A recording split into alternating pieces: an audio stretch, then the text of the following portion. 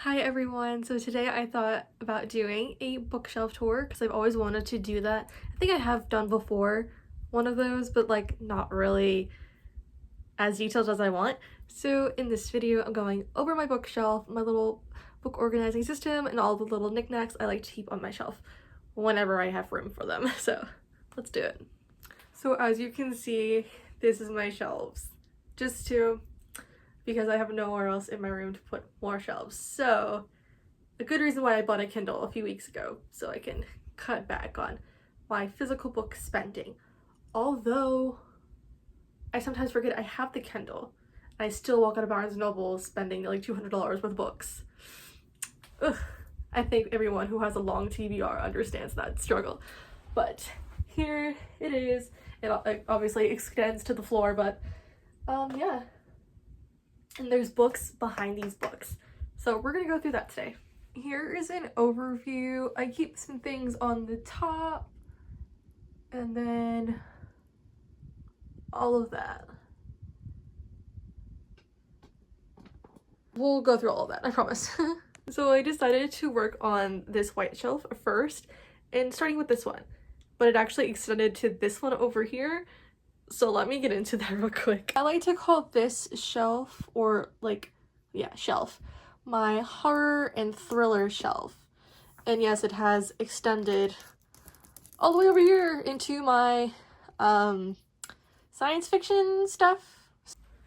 So mainly on this shelf is my horror, and a lot of this consists of Stephen King. He is one of my favorite authors. He's like a must-buy for me. And I'm working through his older books because they're like classics, such as Salem's Lot. I watched the new remake of the movies from like back in the day. I loved it so much I needed the book, so I'm excited to read that. Misery. This is probably my favorite book to adaptation movie I've seen of his so far. Well, except for Doctor Sleep. I love that book, by the way. It's amazing. And then I got a few other authors I'm really enjoying on there as well. Nick Cutter. I read The Troop first before I read this one, and oh my goodness, that was insane. I was in tears for those poor Boy Scouts, I swear. And then I read The Deep. I would consider this cosmic horror, but we'll get into that in another video. And then I have classics like Jaws, because this sparked a lot of controversy-ish back in the 70s when this was filmed, based off of this book, so it has a great place in my heart, you know what I'm saying? You get it, you get it. And then for knickknacks, I just keep this clip I got at Hot Topic, because it reminded me of my future book project I'm gonna be working on after my newest book comes out, which is called Tears of the Weeping Deer, and it's gonna come out this spring, so I'm really excited for that. Moving on to this is where I keep all of like my romance stuff, dark romance, because I never had like a section before, because this year, like 2024 is when I started getting into like more romance, so I kind of just squished it all over here. So let's go through it.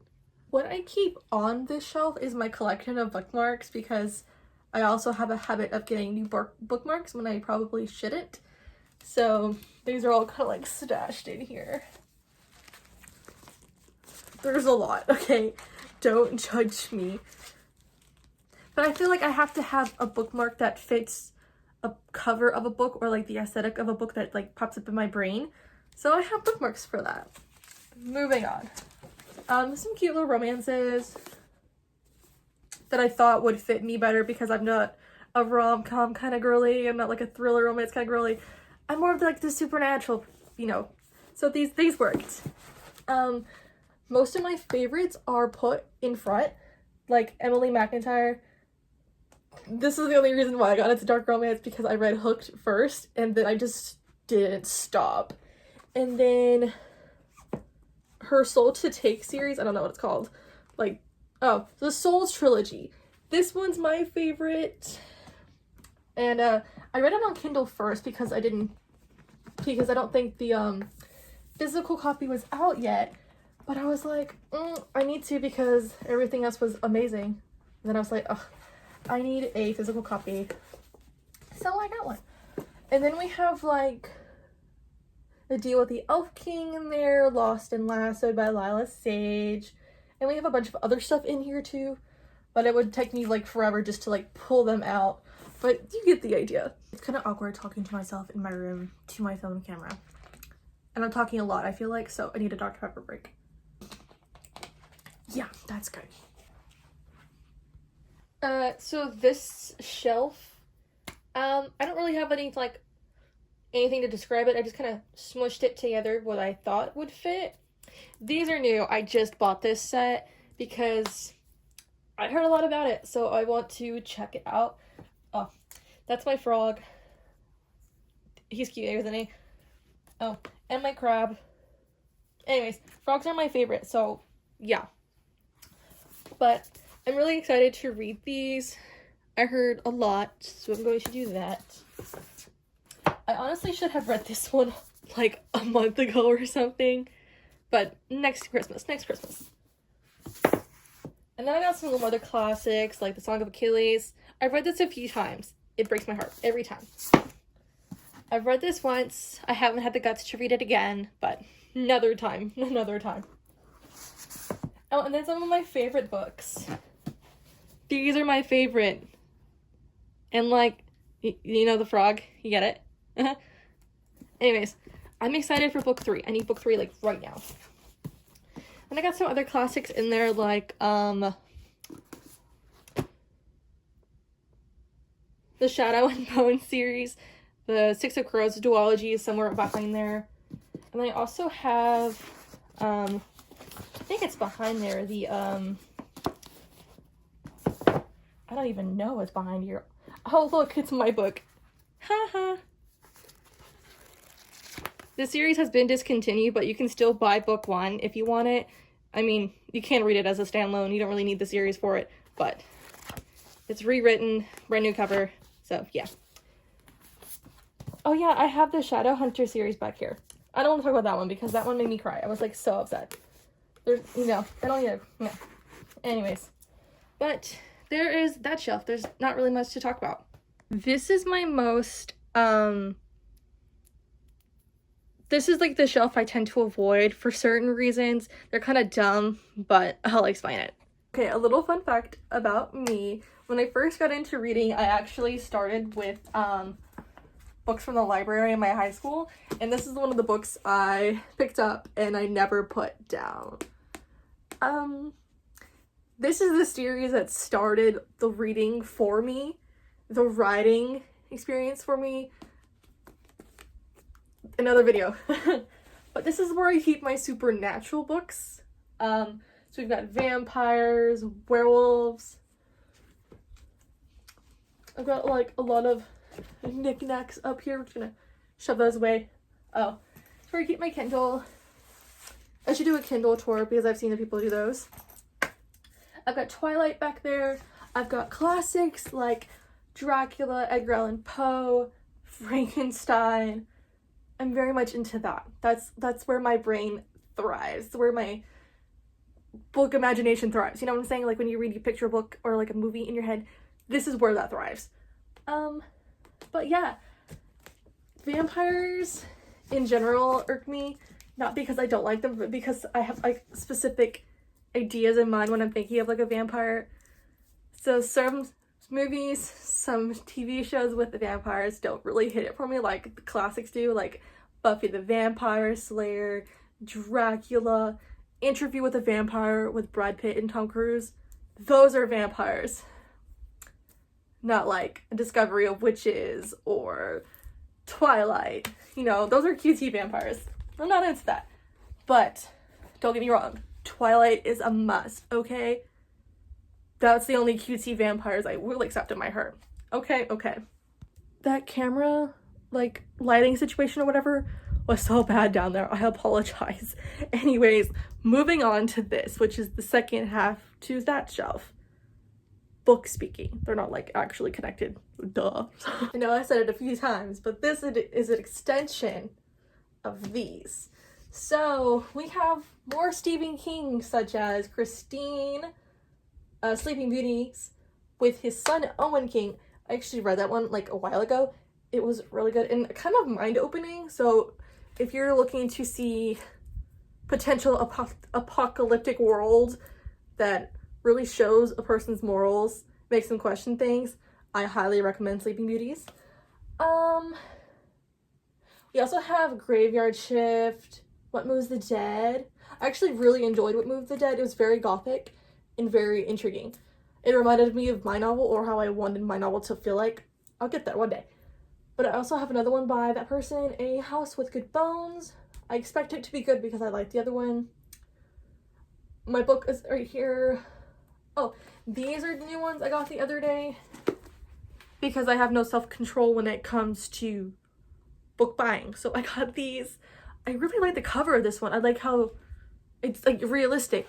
But look in the corner. It's so cool. It's a gator.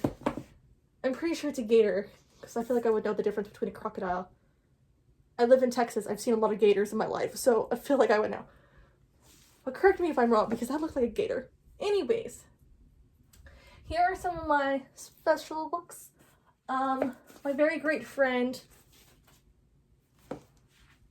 Something fell. So I have a book called They Found Us by my very great bookish friend, Lily Gray. You can check it out on Amazon. And then another great author friend of mine. This is her book, What Remains. It's like kind of apocalyptic, kind of. It's by Nicole Reeves. Check it out on Amazon. And then Thrawn by Meg Smitherman. It's insane. You'll love it. Then I have Percy Jackson back here, The Fifth Wave. And I have a few more books behind there, books I don't care enough to show to the world, so there's this shelf. Next we have this shelf. Now this is where we get into like the actual fantasy. There's a lot to go through, so let's get going. I bought these Luna glasses from Spirit Halloween. I feel like they fit my personality so well. Let's get going with the knickknacks. So I keep my book lights hidden. I got these on Amazon. I keep them underneath my Camp Crystal Lake hat that I also got from Spirit Halloween. Okay, moving on to the books. There's some popularness going on here that I fell victim to through book talk, but most of them I'm grateful for because I fell in love with them. Oh. I got another clip from Hot Topic. Look how cute. Anyways, let's start with like this. My Holly Black, you know, the whole Cruel Prince trilogy thing. I seen fan art through TikTok and I was like, well, holy shiznick, I'm gonna read it, but I haven't read it yet because I'm scared to read it. Anyways, then in here I have ACOTAR. This series I love. I've read it 3 times. I love it. I ignore the 5th book, and I consider the 4th book a commercial break. So, it's only just really 3 books to me. If you know, you know. This one I saw on TikTok that the authors were saying that it was kind of like Supernatural. And that is the first fandom I've ever actually, like, been a part of. So, yes, I got this. This is an Aztec fantasy book. It's really great. Actually, it's fantastic. I loved it. And I know the author personally. Well, we've talked. It was really intriguing. You should check it out. I don't want to say anything. Check it out. And then I have The Famous Lightlark. I haven't read it yet, but I have book 1 and 2. I have When the Moon Hatched. It took me a while to get into it. The first couple of pages, chapters, I don't know. And the twist in it bugged me, so who knows if I'll get the next one. Behind all of this is Throne of Glass. I loved it, not as much as ACOTAR, but I loved it more than I do Crescent City, which I had that. But I'm not going to read the rest of them, book 2 and 3, until book 3 is in paperback, because that's just... I'm a paperback girly. I don't like hardcover, okay? Now, this is the more tame fantasy. It's not really, like, intense like like the top shelf is, but we do have Fourth Wing over there. That's like the only thing that's not YA on this shelf. Well, actually, I don't know if these two are YA. I don't think they are, but I'll figure it out. I haven't read them yet, unfortunately. But we have Freckless. In the back is Harry Potter. Let's move my wands out of the way. There's Harry Potter, and then I also have The Hobbit and Lord of the Rings. Oh, okay. Oh, we have The Princess Bride. I love this. Like, who does not? Like, seriously. Something y'all probably haven't seen is this one, Nightweaver. I have 2 copies because I met the author and, like, had, like, a book signing with her and everything. And an author event with her because, you know, I'm an author. Anyways, this is Nightweaver. It's like a YA pirate fantasy. So then it's really good. She's no longer traditionally published. I mean, she's no longer indie published. She got signed with the publisher and this releases later this year. It's good. Can you see with them? There we go. Now, this last shelf is half filled with textbooks I kept from college because I thought they were important enough to buy instead of renting. So a lot of those are that. That's like some magazines over here. It's my college's creative arts magazine that I was featured in 3 times in 3 different semesters, I believe. So that's exciting, and it's for my writing. Poetry and short stories. I guess I'm technically an award-winning writer. Anyways. And then other things, I have what I call the classics. So, you know, Lord of the Flies, The Great Gatsby, Fahrenheit 451. So, like, books you would have read in high school or, like, junior high. I wanted to reread those again and keep them. This one I got the other day, The Color Purple. I have, like, Wuthering Heights, Pride and Prejudice, The Giver, Where the Crawdads. Now that one hurt my feelings. And then I have other stuff like The Federalist Papers, the U.S. Constitution, The Handmaid's Tale, and Scarlet Letter, and a book about the witch trials of Salem back in, like, the 1600s. That's, like, one of my favorite parts of history, so I wanted a book on that. Barnes & Noble has everything, I'm telling you. That sums up this shelf. That was kind of a lot. I do apologize. I have a habit of talking a lot and sometimes rather quickly when I get excited about something that I really love, and that is books. Hence why I'm an author. I just really love writing, you know? I forgot to point out that this shelf had my book on it, my newest book, The Mush. It's a sci-fi horror novel set in the 80s. You can go check it out on Amazon. I will be doing a separate video on this to go more in depth on the story, the characters, my thought process while writing it. And my next book is a paranormal horror called Tears of the Weeping Deer. It will be out sometime spring of this year. I'm close to finishing the first draft, so. Anyways, thanks for sticking around if you did. I hope you enjoyed this boring, maybe a little chaotic bookshelf tour. It's not the fanciest bookshelf. It's definitely not the most organized, but it is my kind of chaos that I love. So comment down below what's your favorite book currently. Not of all time, but of currently. Anyways, subscribe. I also forgot to mention that as I'm posting this video, the cover of my next book, Tears of the Weeping Deer, is actually out and about now. I have revealed it today. If you want to see that, check out my Instagram. It is harley.the.author. That's my Instagram. So, thank you.